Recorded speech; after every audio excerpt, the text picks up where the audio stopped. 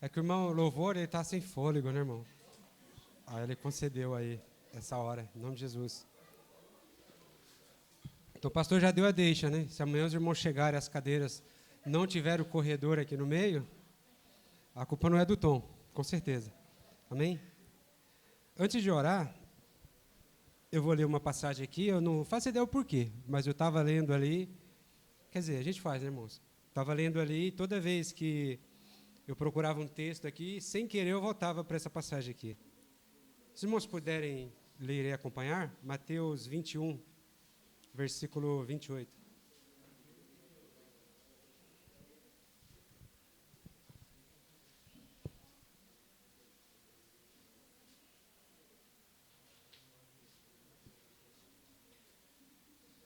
Acharam? Mateus 21, versículo 28. A parábola dos dois filhos, né? Aí diz assim: mas que vos parece? Uma pergunta. Um homem tinha 2 filhos, e dirigindo-se ao primeiro disse: filho, vai trabalhar hoje na minha vinha. Ele, porém, respondendo, disse: não quero. Mas depois arrependendo-se, foi. Versículo 30.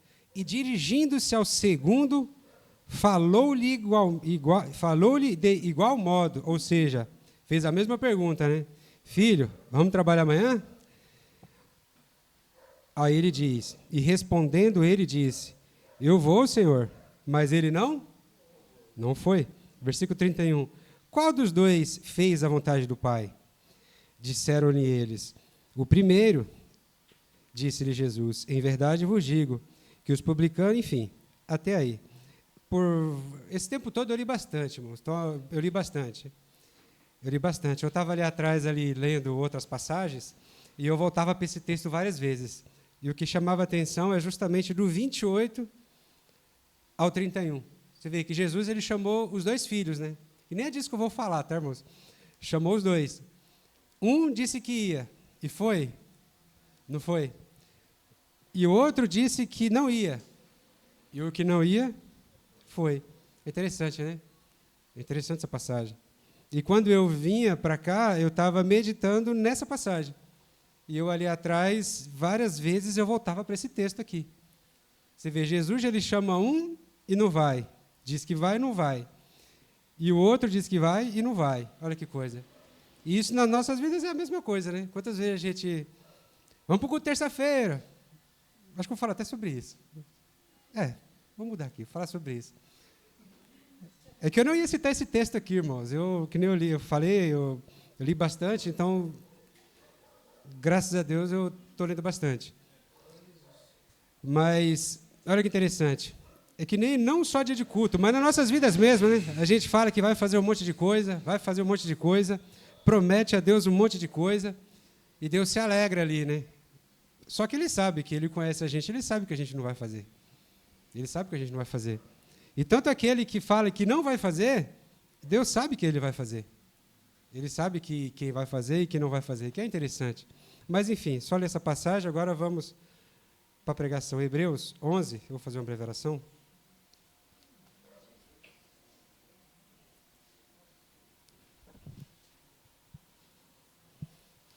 Senhor Jesus Cristo, graças te damos pela sua palavra.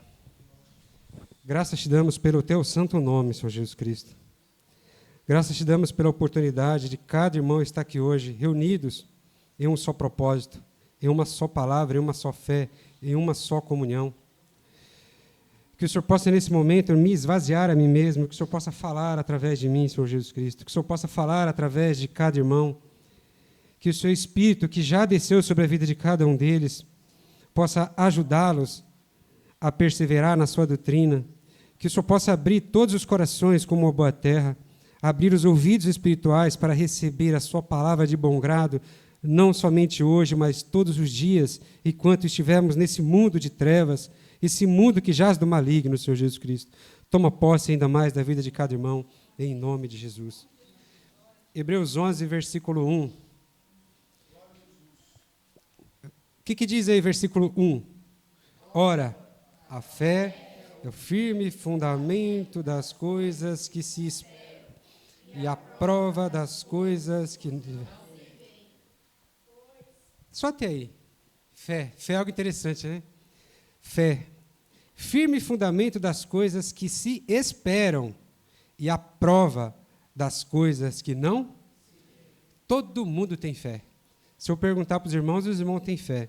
Se for aí fora, perguntar para todo ser humano, tem fé. Nós temos fé em Jesus Cristo, o ateu tem fé, todo mundo tem fé em alguma coisa, né? Todo mundo tem fé em algum ser, em algum espírito, tem fé, todo mundo tem fé. Mas o depositar a fé em algo certo, que é o interessante, que é Jesus Cristo. Um exemplo de oração, como eu citei, né? Eu vou lá em ler dois textos grandes lá, que os irmãos vão compreender. Quando vocês oram, os irmãos sabem para quem está pedindo.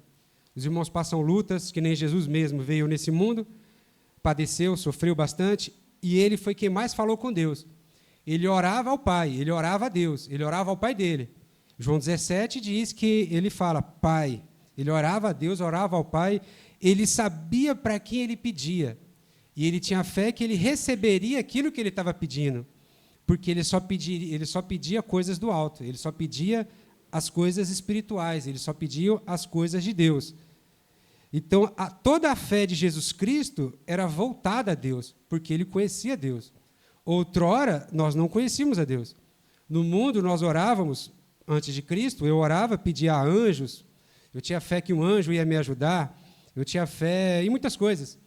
Eu orava, pedia, clamava do meu jeito, mas de forma errada, direcionando a minha fé em algo errado. Ou seja, aos anjos, não de Deus, aos demônios, porque quem não conhece a palavra não sabe para quem pede. Quem não conhece a Cristo não sabe com quem está falando. Porque Paulo fala, não é de se admirar que até Satanás se transfigure em anjo de luz, ou seja, nem tudo que reluz é ouro, nem tudo que brilha é de Deus, nem tudo aquilo que é bom nas nossas vidas foi Deus que deu, e nem tudo aquilo que é de ruim também que aparece nas nossas vidas foi o diabo que colocou.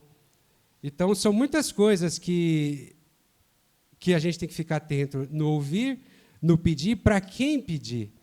Às vezes as pessoas elas passam as dificuldades, tribulações, angústias, agonias, vai no fundo do poço, mas está sempre pedindo para o Senhor errado. Está sempre pedindo para um Senhor que quer que ele se afunde cada vez mais, que não é a Jesus Cristo.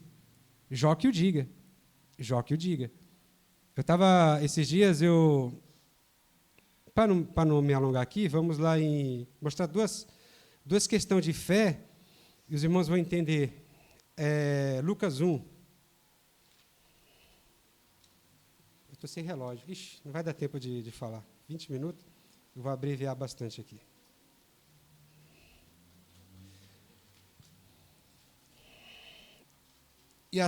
Irmãos, vou ter que ler aqui para os irmãos compreenderem.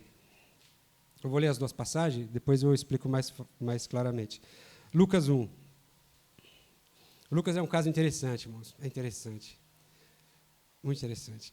Esses dias o irmão estava pregando aqui, o irmão citou uma questão de Lucas, eu até comentei com ele. O irmão pregando me acendeu uma vontade de conhecer sobre Lucas. E um dia eu li os 24 capítulos de Lucas, para aprender de Lucas, para entender por que Lucas escreveu esse livro, para entender quem era ele, porque ele não era um apóstolo, era um médico, enfim, não é questão. Mas olha que coisa, Deus usou o irmão pregando aqui, não vou falar que foi o irmão Henrique. Cadê o irmão Henrique? Escondeu? Irmão Henrique. Ele citou um versículo, irmão, um versículo. Aquele versículo me acendeu uma vontade de aprender de Lucas.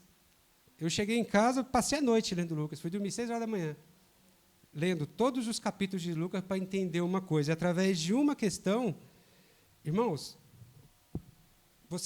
a partir de uma questãozinha que Deus abre ali no seu entendimento, que nem a palavra mesmo fala, que Ele que faz em nós tanto querer como efetuar. Ou seja, Ele colocou o querer em mim de aprender e Ele efetuou aquilo ali. Porque você lê 24 capítulos numa noite, eu não conseguia ler, colocava no fone de ouvido devagarzinho e eu ouvindo ali devagarzinho, porque eu queria aprender naquele dia, eu não queria esperar para o outro dia, porque a hora era aquela dali. Ou seja, muitas vezes a gente pede, pede, pede, quando algo acontece, a gente não crê que foi Deus que fez. Ou reclama, é o que a gente vai ler aqui. Vou tentar ler rapidamente, por causa do horário. Outra hora eu falo mais sobre Lucas, é muito interessante. Quem puder ler, leiam. Lucas 1, 5. Vou tentar ir rápido aqui, por causa do horário, para os irmãos compreenderem melhor. Aqui vai falar o anúncio do nascimento de João. Aí Lucas 1, capítulo 1, versículo 5, diz assim: existiu no tempo de Herodes, rei da Judéia, um sacerdote chamado, grave esse nome, Zacarias, da ordem de Abias, e cuja mulher era das filhas de Arão, o nome dela era Isabel. 2 nomes, grave esses 2 nomes, Isabel e Zacarias. E eram ambos justos perante Deus vivente, irrepreensivelmente em todos os mandamentos e preceitos do Senhor, e não tinham filhos. Gravem isso também, são 3 coisas. Porque Isabel era, irmãos, é por isso que é bom ler, eu estou falando aqui, gravem isso, mas cada versículo aqui, irmãos, eu decorei, eu meditei em cada um deles. E cada versículo que você lê, você vai para vários lugares, você para, medita e você, irmão, vai para vários lugares. É interessante, ler com calma, para compreender não só o capítulo, mas tudo que a palavra vai ensinar aqui. Até porque, olha que interessante aqui, vou ler o versículo 1 aqui, Lucas 1. Tendo, pois, muitos empreendido, por em ordem, a narração dos fatos que entre nós se cumpriram, segundo nos transmitiram os mesmos que os presenciaram, desde o princípio, e foram ministros da palavra. Olha que interessante o 3. Pareceu-me também a mim conveniente descrevê-los a ti, ó excelentíssimo Teófilo, por em ordem, havendo-me já informado minuciosamente de tudo, desde o princípio, para que conheças a certeza das coisas que já estás informado. Ou seja, esse livro, irmãos, teve alguém que teve muito trabalho para escrever. Minuciosamente. Minuciosamente. Ele perdeu, não vou dizer perdeu, que na palavra de Cristo ninguém perde tempo. Ele levou muito tempo para escrever isso aqui que nós temos, que eu consegui ler em 24 horas e compreender em 24 horas. Ele pode ter levado aqui anos, sabe-se lá quanto tempo. Deixou a casa dele para procurar os apóstolos, para procurar pessoas, para escrever o que está aqui detalhadamente, para que nós hoje venhamos entender e está falando sobre isso, falando sobre esse assunto. Então, as 24 horas que eu levei, as 12 horas que eu levei, foi muito pouco tempo. Eu estava comentando com o Tom esses dias. Todo o trabalho ele já teve, né, irmão? Todo o trabalho ele já teve. De dar com os pergaminhos, de procurar as pessoas, de pesquisar, de ficar na casa dos outros, perguntando como que todos os fatos aconteceram, para estar escrito aqui para a gente. E é detalhado. Aí no versículo 8, né? 7. E não tinham filhos, porque Isabel era estéril, e ambos eram avançados de idade. E aconteceu que, exercendo ele o sacerdócio diante de Deus, então ele não era qualquer pessoa, era um sacerdote, na ordem da sua turma, segundo o costume sacerdotal, coube-lhe em sorte entrar no templo do Senhor para oferecer o incenso. E toda a multidão do povo estava fora, fazendo o quê? Orando. Todo mundo lá estava orando a hora do incenso. Então, olha que coisa, um anjo do Senhor lhe apareceu, posto em pé à direita do altar do incenso. 12. E Zacarias, vendo, turbou-se, e caiu temor sobre ele. Mas o anjo lhe disse: Zacarias, não temas, porque a tua oração foi... O que ele pediu, irmão? Ele pediu alguma coisa que a gente vai ler aqui daqui a pouco. Só que ele pediu com fé ou sem fé? Ele cria naquilo que ele estava pedindo ou não creu? Os irmãos vão ver aqui. Então, ele estava... Olha que detalhe. Ele estava orando num templo, era alguém importante. Resumindo, é como se o pastor estivesse na igreja orando e clamando, pedindo algo a Deus. Só que no caso dele veio. Não sei se ele esperava. A situação aqui... Esperava, né, pastor? Estava com fé, né?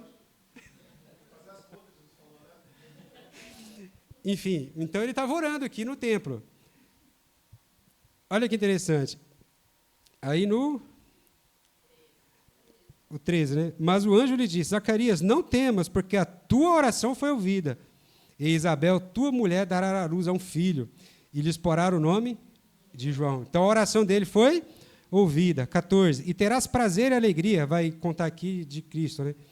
De João.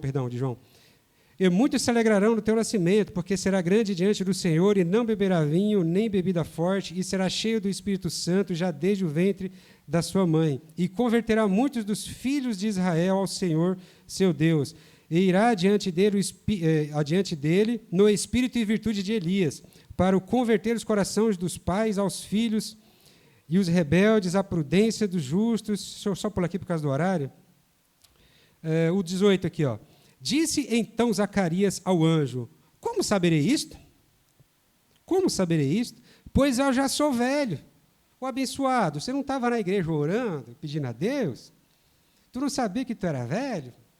Tu não sabia que a mulher era estéril? Então como é que tu pede algo assim?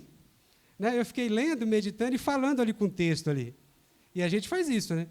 A gente está orando ali, falando a Deus ali, orando, pedindo, mas esquece das consequências ali, né? Né? Das consequências daquilo que nós pedimos. Por isso que ele mesmo fala que nós não sabemos pedir nem orar como convém. Aí ele diz no 18, né? E disse então Zacarias ao anjo: Como saberei isto? Pois eu já sou velho, e minha mulher avançada em idade. E respondendo o anjo disse-lhe: Eu sou Gabriel, que assisto diante de Deus, e fui enviado a falar-te e dar-te estas alegres novas. Todavia ficará mudo, e não poderás falar até ao dia em que estas coisas aconteçam, porquanto não cresces nas minhas, que a seu tempo se hão. Olha que coisa. Interessante essa passagem, né? O cara está na igreja, alguém de autoridade, pedindo, a palavra fala que ele estava orando, de repente a oração dele ali é atendida, e ele não crê. Aí logo tomou uma, você vai ficar mudo aí até nascer, né? E isso aconteceu. Se os irmãos lerem aqui o restante, isso ocorreu. Isso ocorreu. Somente quando o filho nasceu e foi colocado o nome, que ele voltou a falar. Mas vai ser interessante essa passagem. Porque se o cara era uma pessoa digna ali, e buscava a Deus, assim como a mulher, e ele pedia um filho, pedia algo, né? E Jesus atendeu ele ali, Deus atendeu ele ali, atendeu ele. Aí quando ocorre, como que pode isso aí? Como é que pode? Agora quer ver uma outra passagem? Atos 12. Isso, Atos 12. Essa passagem é comprida, eu vou ler pouco também por causa do horário.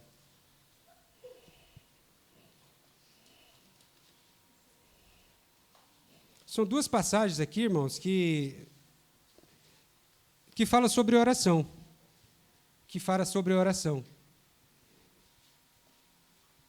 E também tem a fé, né, irmão? Porque se a gente ora, a gente pede, a gente tem fé que aquilo vai acontecer. Se você ora para Deus, para Cristo, se a sua oração é direcionada a Cristo, naquilo que é do céu, aquilo vai acontecer. Agora, se a pessoa não conhece a Deus, não conhece a Cristo, não conhece as vontades dele, vai orar não direcionando a Cristo, as orações dele também vai acontecer. Também vai acontecer, das duas formas. Só que a de Cristo é para o nosso bem. A outra não é para o nosso bem. Por isso que Jesus fala: Eu sou o caminho, a verdade e a vida. Ninguém vem ao Pai, a não ser por mim. Se não conhecer a Deus, nós não aprendermos de Cristo, não buscarmos cada vez mais aprender de Deus, nós já conhecemos, né, irmãos? É o modo de falar. Ou seja, para não falar que as pessoas que não conhecem a Deus, elas direcionam as orações dela para os demônios. Resumindo, é isso, para falar diretamente. Diretamente é isso.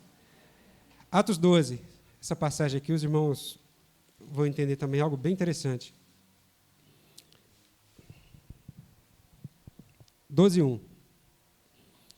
E por aquele mesmo tempo, o rei Herodes estendeu as mãos sobre alguns da igreja para os maltratar, alguns da igreja para os maltratar, e matou à espada Tiago, irmão de João. E vendo que isso agradava aos judeus, continuou mandando prender também a Pedro. E eram os dias dos asmos. E, havendo-o prendido, o encerrou na prisão, entregando a 4 quaternos de soldados para que o guardassem, querendo apresentá-lo ao povo depois da Páscoa.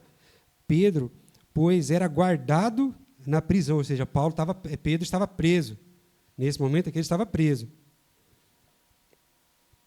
Depois da Páscoa, versículo 5, né? Pedro, pois, era guardado na prisão, mas aí, olha que interessante, vê que é quase a mesma coisa lá. Pedro, pois, era guardado na prisão, mas a igreja fazia o quê? A quem? O que ele estava orando ali? Pedro estava preso, para que ele fosse liberto ali, né?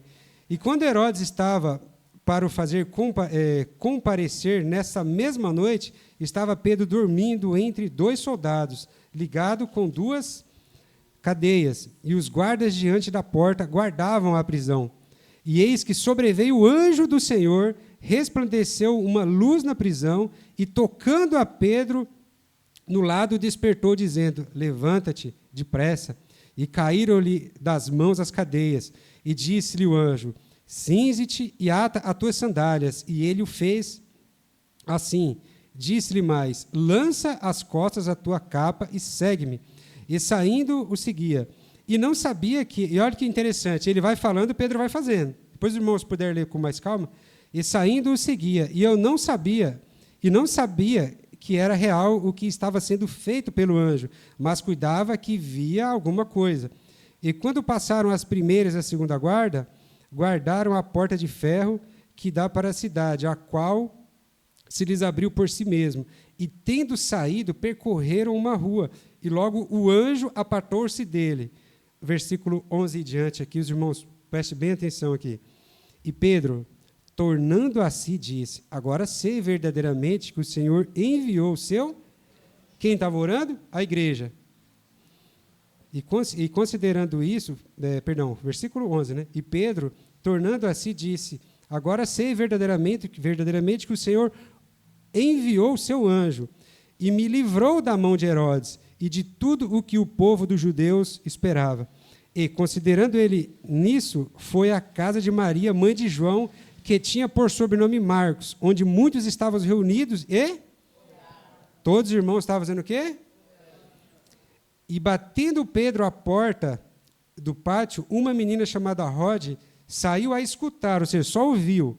14. E conhecendo a voz de Pedro, de alegria não abriu a porta, mas, correndo para dentro, anunciou que Pedro estava à porta. Versículo 15. E disseram-lhes: estás fora de ti. Olha que coisa. O que o povo estava fazendo? Para Pedro. O anjo foi lá, tirou Pedro. O povo estava orando com fé dentro da igreja? Pedro foi solto, foi liberto, saiu de lá. Quando a menina foi até ele, disseram-lhe: estás fora de ti. Ela afirmava que assim era, e diziam: é o seu anjo. Mas Pedro perseverava a bater. E quando abriram, viram-no e se espantaram. E se espantaram porque viram Pedro ali, né? E acenando-lhe ele com a mão, para que se calassem, contou-lhes. Olha que coisa. Vê que as duas situações, uma, lá de Herodes, Cristo ainda não tinha nascido. Mas esse povo aqui de Atos, Cristo já tinha nascido. O povo tinha andado com Jesus Cristo. Cristo já tinha feito as promessas, falado que ia voltar. O povo já tinham visto toda a autoridade e o poder de Deus ali. Mesmo assim, eles oravam, aconteceu e eles não creram. Não é Pedro, não. Pedro, lá fora, o abençoado, tu não está orando para que Pedro fosse liberto? Porque matou Tiago e ele seria preso aí, estava preso e também seria morto. Aí o fato acontece. Não, não é não, não, irmão. Não, não é não. Eu estou orando aqui, mas Deus não fez isso não que eu estou pedindo, fez? Ou seja, pediu com ou sem fé? A mesma situação do outro lá. Orou com ou sem fé dentro do templo. E veja que aqui eram os irmãos, lá era o sacerdote. Ou seja, se for colocar uma igreja, Acorda aí, abençoado. Está com sono? Vai dar bronca no irmão logo cedo, né, pastor? Glória a Jesus, irmão. Pode dormir. Amém? Ou veja, olha que figura, irmão. Olha que figura interessante. Um sacerdote que toma conta de uma igreja orando, só que esse sacerdote ele não conhecia Cristo. Porque está lá no Antigo Testamento, Jesus nasceu em Mateus, portanto, ele não conhecia. Ele orou, o anjo foi lá, está grávida. Não, não pode ser. Como assim? Meu Deus não é tão poderoso assim, não, para fazer com que a minha esposa estéril tenha um filho. Aqui, um estava preso, ia ser morto, a igreja toda orando, a igreja inteira orando aqui. Aí o abençoado aparece ali, não pode ser. Ué, cadê a fé em Jesus? Cadê a fé que o irmão não vai mais fechar o olho ali dormindo? Eu creio que ele não vai mais dormir. E eu creio, por que, né, irmão? Glória a Jesus. Vê que são duas situações, irmãos. Duas situações. E a fé é o quê? É você crer naquilo que você não vê. É você crer tendo uma esperança que aquilo vai acontecer. Não da forma que você quer. Não da forma que você quer. Porque a forma que nós buscamos as coisas nesse mundo é sempre a forma mais fácil. É sempre o caminho mais fácil. E nem todo o caminho fácil é o caminho correto de seguir.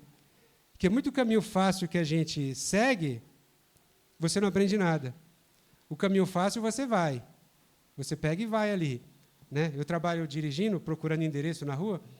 Muitas vezes eu vou no endereço fácil ali e às vezes dá um branco, assim, não me lembro. Não me lembro, porque foi tão fácil de seguir lá que quando eu pego o número, que nem eu fui numa entrega esses dias aí, semana passada, eu vou nela segunda-feira, eu não me lembrava onde era o lugar. Porque é fácil, marginal ali e tal. Foi fácil chegar lá, foi fácil. Agora, quando é uma entrega difícil, onde é dificultoso para chegar, eu tenho que pegar o mapa lá, deixa eu ver como que eu chego lá. Eu tenho que nem eu tenho uma entrega também a fazer, que eu não sei como que eu vou chegar lá. Ou seja, eu estou 2 dias estudando para chegar com o caminhão lá. O irmão trabalha, sabe como que é, né, irmão? Entrar nos lugares, você não consegue entrar em qualquer lugar. Então, você fica estudando ali, peraí. Vou pegar a avenida aqui, essa avenida eu não entro. Aqui o caminhão não entra, né, irmão? Carreta, né?